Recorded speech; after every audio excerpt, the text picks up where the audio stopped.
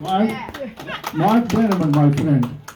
Best friends are the friends on Facebook. They may not give you a dime, but they are your best friends. And who is my best friend? So yes, I do want to thank my friend Khalid for inviting me to speak.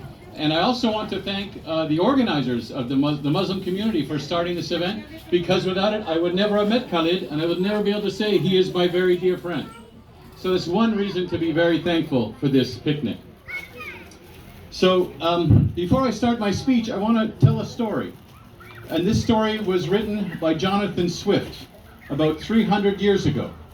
And he wrote about a man named Gulliver who had very many strange and interesting travels.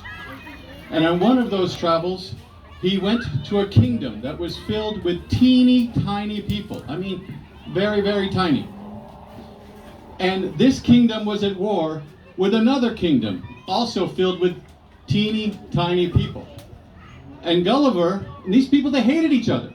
And this war had been going on for generations. Generations of hatred and war. But to Gulliver, he looked, and he couldn't see any difference between these people.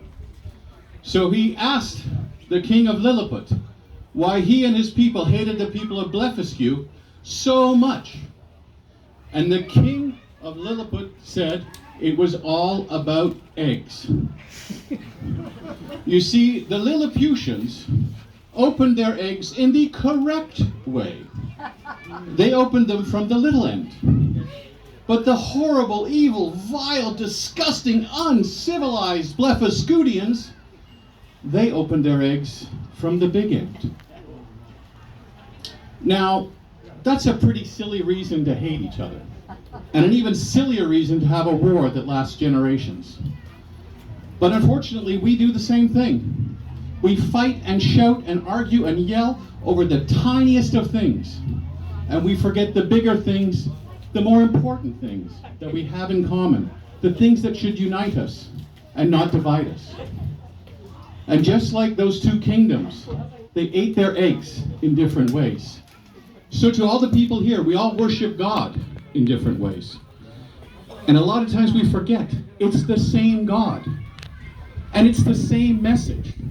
And that message is to love your neighbor. And you know what? There's a great place to meet your neighbor, and that's at a picnic. And honestly, we should have started this 1,000 years ago, because we would have saved a lot of hatred and bloodshed. So thank you for having this picnic, and thank you for coming.